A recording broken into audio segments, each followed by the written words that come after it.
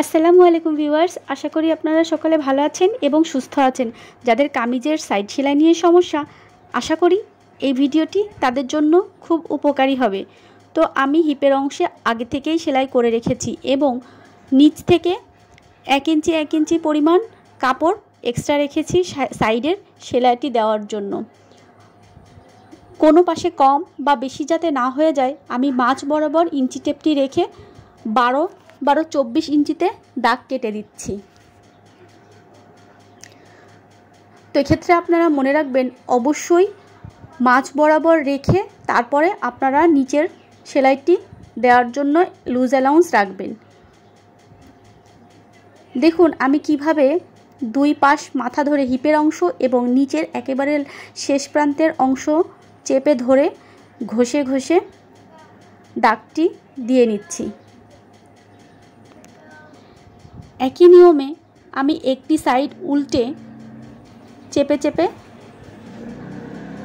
নখের সাহায্যে বসিয়ে দিচ্ছি, যাতে করে আপনাদের সেলাইয়ের জন্য সুবিধা হয়, একটি ভাঁজ পড়ে থাকে। এখন নখের সাহায্যে দুই পাশ একসাথে রেখে ঘষে ঘষে সোজা করে দিচ্ছি, যাতে করে ফ্রন্ট সাইড এবং ব্যাক সাইড বেঁকে তেড়ে না যায়। একই মাঝ বরাবর ভাঁজগুলো যাতে পড়ে এবং সেলাইয়ের জন্য সুবিধা হয়। এক ভাঁজ দিয়ে আমি কাপড়টি 1/2 ইঞ্চি পরিমাণ নিয়ে সেলাই বসিয়ে দিচ্ছি। আগে থেকেই যেহেতু আমি দুই সাইডেই নখ দিয়ে ঘষে দাগ ফেলে নিয়েছি, আমার সেলাইয়ের ক্ষেত্রে কোনো সমস্যাই হচ্ছে না। আমি স্মুথলি সেলাই বরাবর কাপড় ঢুকিয়ে টেনে টেনে সেলাইটি করে যাচ্ছি।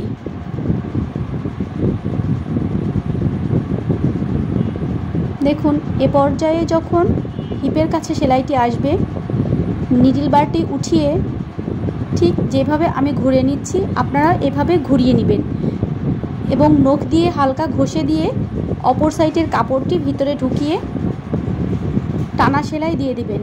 এক্ষেত্রে অবশ্যই আপনারা মাথায় রাখবেন, নিচের কাপড়টি বা উপরের কাপড়টি টানা হ্যাচড়া করা যাবে না।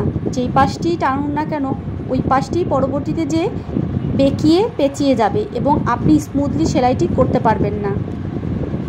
এ পর্যায়ে ছোট্ট একটি রিকোয়েস্ট, যদি ভিডিও ভালো লেগে থাকে অবশ্যই লাইক, কমেন্ট ও শেয়ার করে আমার চ্যানেলের পাশে থাকবেন। আশা করি ভিডিওটি আপনাদের জন্য হেল্পফুল হবে। আপনাদের গুরুত্বপূর্ণ মতামত অবশ্যই আমাকে জানান। পরবর্তী কোন টপিকের উপর ভিডিও দেখতে চান সেটিও জানাতে পারেন। দেখুন আমার পাশগুলো একেবারে স্মুথলি সমানভাবে বসেছে, কোনো পাশে কম বেশি হয়নি বা তেড়ে বেঁকে যায়নি। আপনারাও ঠিক একই নিয়মে আপনাদের কামিজ বা ফতুয়া যেটি সেলাই করেন না কেন এইভাবে সেলাই করে নেবেন।